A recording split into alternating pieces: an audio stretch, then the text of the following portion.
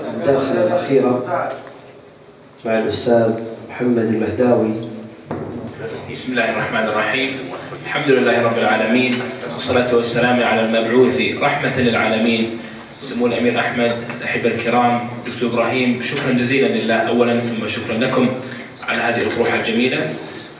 يعني لا أدري اليوم هل أشكر سمو الأمير على رحابة صدره وكلمته الرائعة التعليقية، أو الدكتور إبراهيم أيضا على أطروحته الجميلة التي فصل فيها عن تاريخ الإسلام، أو المترجم الأستاذ أحمد عزت الذي كنت أتصل عليه عندما كنت في المجد أعمل منسقا للبرامج الدينية، فكان يعني يرد بالرفض إذا كان الوقت متأخرا. اليوم اتصلت عليه بعد سنوات العصر فقط لأفاجئه باتصال: يا شيخ أحمد، يا ريت تسعفنا في الترجمة، فلبى نداء مشكورا فجزاه الله خيرا. أنا زرت جنوب أفريقيا في رمضان الماضي، وحقيقة يعني تعرفت في تلك الديار على ما لم أتعرف على كثير من الدول الأخرى. يمكن هذه كانت الدولة ال13 لي في الزيارات.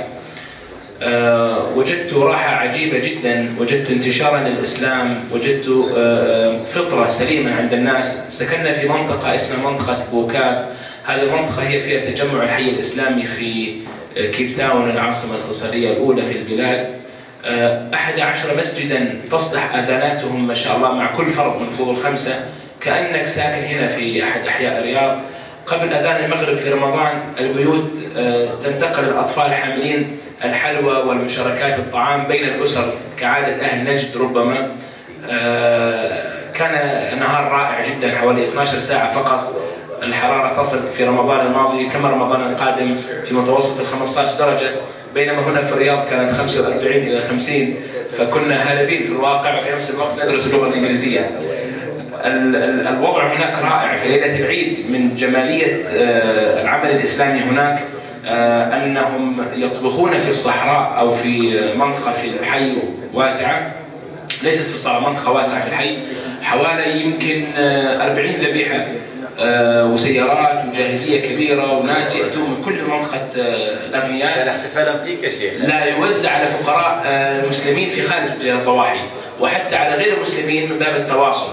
وكان عندهم من التواصل الشيء العجيب الذي في حقيقة لم أجد مثله في أي تجربة سابقة أو أخرى. يعني ما أود أن أسأل عنه أول شيء، قبل أن أسأل الدكتور إبراهيم حتى ينتهي أخونا أحمد من الترجمة، أدعو الجميع لزيارة هذه البلاد، فقد زال ما يسمى خطر الخوف في تلك البلاد. يعني بعد كأس العالم 2010 انكسرت كثيرا حدة الإشكالات الأمنية، وصارت البلد مرحبة، وصار في نسبة أمان كبيرة جدا خصوصا في كيب تاون، وهي حقيقة من أجمل المدن بعد المدن الأوروبية والأمريكية، بل تقدر تقول أنها قطعة من الدول الغربية في أفريقيا. تعتبر تكاد تكون بدون مجاملة أجمل مدينة كيب تاون. أجمل مدينة في أفريقيا كقارة ككل هي كيب تاون. العاصمة لا بريتوريا، لكن هي العاصمة التجارية.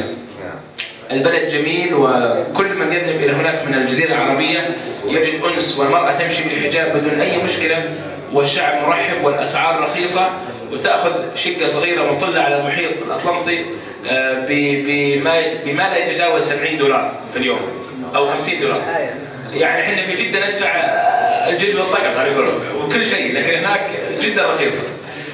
هذا طبعا قبل التعرف على خدمات الدكتور إبراهيم في مسألة السياحة لمن يرغب فيكم. 3 أسئلة عندي دكتور. 1، ألمس ضعفا في بعث الطلاب من جنوب أفريقيا لدراسة العلوم الإسلامية والعربية في المشرق الإسلامي. ألمس ضعفا وألمس حاجة، ما رأيكم؟ 2، ألمس ضعفا شديدا في تواصل الدعاة العرب والمسلمين معكم بما يسمى الداعية الزائر أو الداعية المقيم.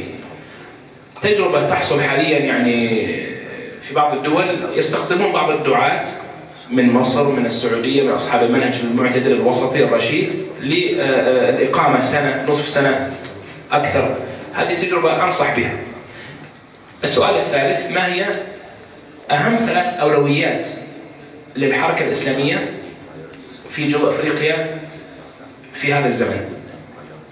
السؤال الأخير: أهم 3 عوائق تواجهونها على مستوى العمل الإسلامي في جنوب أفريقيا؟ جزاكم الله خير. آخر سؤال معليش اعذرني، هل يسمح بقبول صحة العبارة الدعم في مسألة المصحف أو اكتمل التبرع؟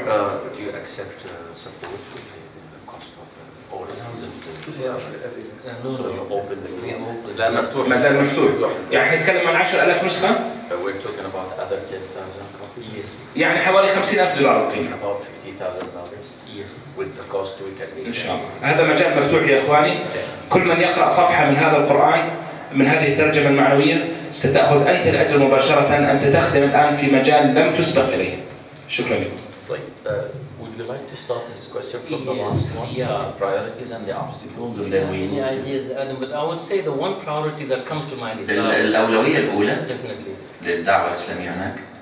Now the reason why I say that is because we have 80% of the people. لأن 80% أفريقيين والقبول الإسلام واسع. Education is always a priority. التربية أيضا أولوية عندنا. Once it's very good with the Indian and the Malay community. مع الهنود والماليين ماشية الأمور، لكن مع الأفريقيين لا، مشكلة. So that's two priorities so far. طيب، well, obstacles for الدعوة, for your work.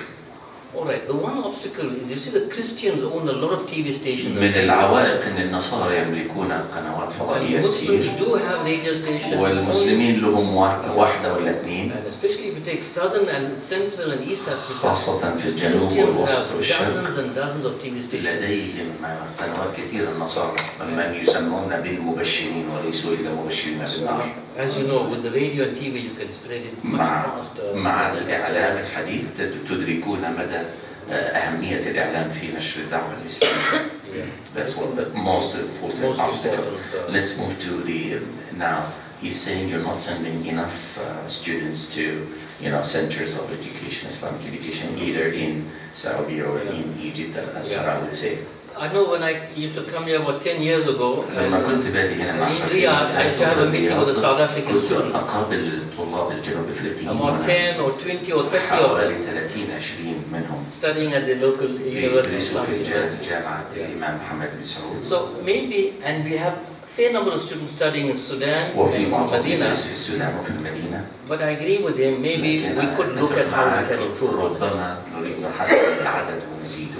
It will depend on the individual dawah organizations to be conscious of this. يرتبط بجهود المؤسسات الدعوية فرديا، جهودها الفردية في إدراك هذه. But you must also remember in South Africa we have a lot of Darul Ulooms and other tertiary institutes where our people are learning to become يتعلمون فيها. أتعشى أن يكون صوتي واصل يا شباب، أنا أحاول أن يكون صوت المتحدث الأصلي هو الأعلى، سامحوني. طيب النقطة اللي باقية اللي هي الدعاة، التواصل ما بين الدعاة callers, the propagators of Islam from our area and their activities in South Africa. What would you say? Yeah. We have a few, I know quite a few, especially Egyptians. عندنا شوية مصاري الله يهديهم قولوا آمين. That is important. نعم وهذا مهم. Some of us believe that we need to train more the local people. نحتاج للتدريب أكثر Because we know لأن نعرف Dawah is more effective in the language of the people, meaning the same تأثير culture, الدعوة the أكبر same لو race. استخدمت نفس لغة المخاطب والمدعو. Even if I were to go to the township, it won't make much effect. مش هتكون مؤثر زي ما In يكون a واحد Kosa village, if you have a Kosa, that من means a Zulu خلفيتهم village, من Zulu لغتهم Dai. من القبائل نفسها. So we should rather concentrate on that. But يكون نركز that على doesn't mean we تدريب shouldn't get الدعاة. experienced Dais to teach لا the يعني teachers. هذا ألا نأخذ مدربين من برا، نحتاج مدربين لينشئوا مدربين عندنا للدعوة. ترجمة فورية. والله بحاول يا شيخ، جهد المقل الله يجزاك خير.